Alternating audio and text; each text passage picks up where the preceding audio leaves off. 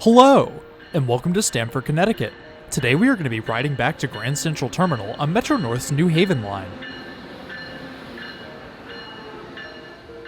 Stamford Station marks the boundary between the inner and outer zones of the New Haven line.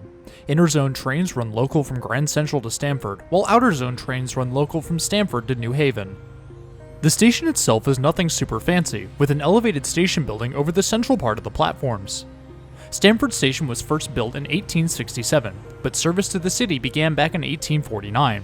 The original station building was demolished in the 1890s as expansions were made to add 2 more tracks. The current station was opened in 1987 with a complete renovation of the station coming in the early 2000s to bring it into its current state.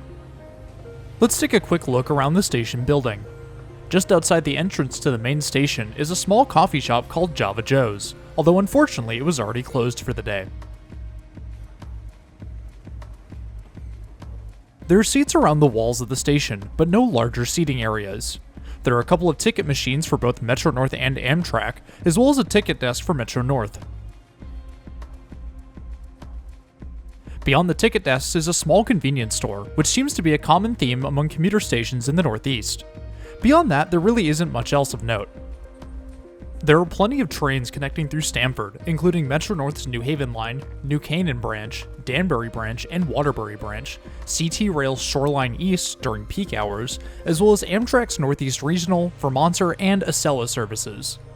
Additionally, Stamford connects to the local and Greyhound bus networks through the bus terminal under the Connecticut Turnpike to the north of the station. Tickets on Metro North are available either online or through the ticket machines on site. The ticket machines are super easy to use, with a very user-friendly interface. Our one-way ticket to Grand Central this evening cost me $11.50, which is a little on the pricey side, but it's not too bad.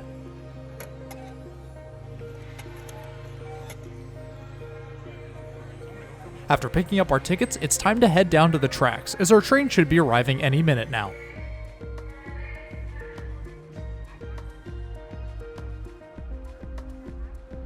Just before our train arrived, an Amtrak Northeast Regional pulled into the station. This train, pulled by Siemens ACS 64 number 667, is making its routine stop here before continuing on to New Haven. I would have loved to catch a ride on a Northeast Regional while I was in New York, but tickets on this leg of the journey were approaching $50, so that wasn't worth it, and my previous attempts didn't really go as planned. If you're curious what happened to that train, click the link in the top right or in the description below to check out the video where I had to make emergency accommodations on my way back from Princeton Junction.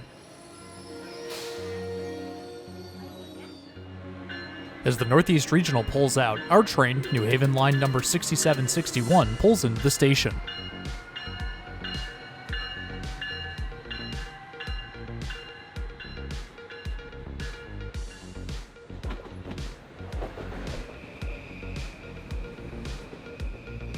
Clearly this is a popular service, as there are a bunch of people getting on and off, but with a little patience, we hop on board.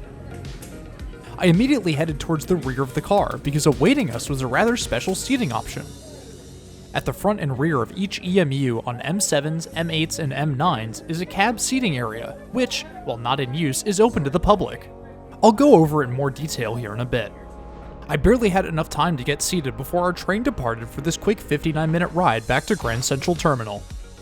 As we pull out of Stamford, let's take a look at some stats about our journey. Our train this evening is Metro North New Haven line number 6761, and is driven by 4 Kawasaki M8 EMUs. Each M8 car is powered by 4 Mitsubishi Electric AC traction motors, producing 270 horsepower each for a total of 1,080 horsepower per set. M8s are designed for a top speed of 100 miles per hour, but are operated at a top speed of 80 miles per hour. M8s are dual-mode EMUs, drawing power from both third rail and overhead catenary wires. This allows them to run on Metro North's third rail-powered tracks from Grand Central to New Rochelle, and then transition to overhead power while traveling on the Northeast Corridor. Stamford is situated at about the halfway mark between New York and New Haven, and is the busiest station on the line between the two cities. The station saw a total of 8.42 million Metro North passengers in 2016, with an estimate of 15,216 passengers per weekday, as well as 429,103 Amtrak passengers in 2019. While we've got a second, I would really appreciate it if you hit that subscribe button. It's totally free and it really helps support the channel. I have some more awesome content planned for the next couple of months, so stick around if you want to see more. The seating in the cab area is rather strange. Because it's not a permanent seating location, the seat itself folds down from the wall opposite the front window.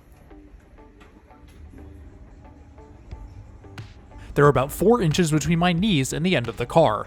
There is an armrest on the aisle side of the seat, but nothing in the middle. Because this isn't a conventional seating area, there aren't a ton of passenger amenities, but it's super cool for a rail enthusiast. To the right is the main control room, which unfortunately was closed, but there are still plenty of windows to look out of while sitting here. The main draw of this spot is the front or rear-facing window, depending on your direction of travel.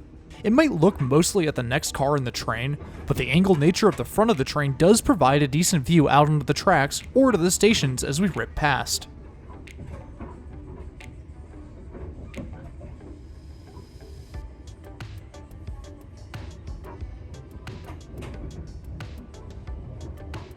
As I was enjoying the ride, the observer control panel swung open. The panel houses lighting controls, the observer radio control, a digital speed display, as well as an aspect display unit. It took some real restraint not to mess with anything, as the 5-year-old inside of me was reaching for the dials. I really wish the speed and aspect display units were active so I could get an idea of what was going on in the cab, but unfortunately they were off. Let's take a quick walk through the train to check out the bathroom on board. The bathroom is in the second car of this set, so we pass through into the next car.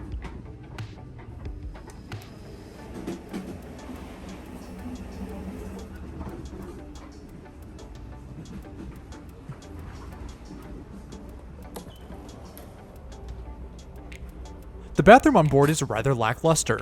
It's fairly dirty and honestly should have been cleaned before this service began its run from New Haven. It's certainly functional, but I wouldn't want to stay in here longer than I have to.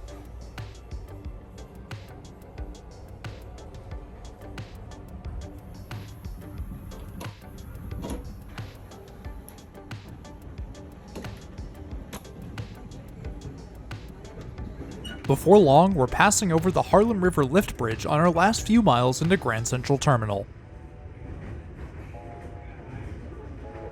The last stop before pulling into our final destination is Harlem 125th Street. The station stop is fairly short, but it's certainly necessary as many people use this station as a transfer point to other Metro North services or as an access point to the north side of Manhattan.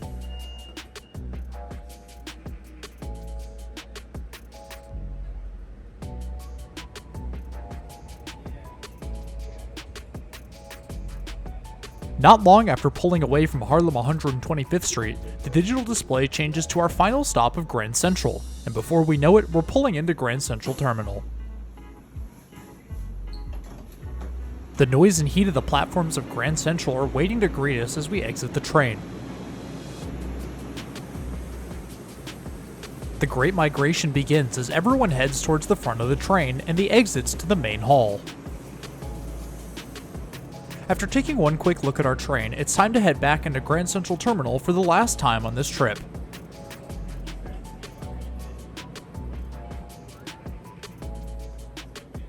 The main hall never ceases to amaze me, and I still have to stop and look up at the ornate green and gold ceiling.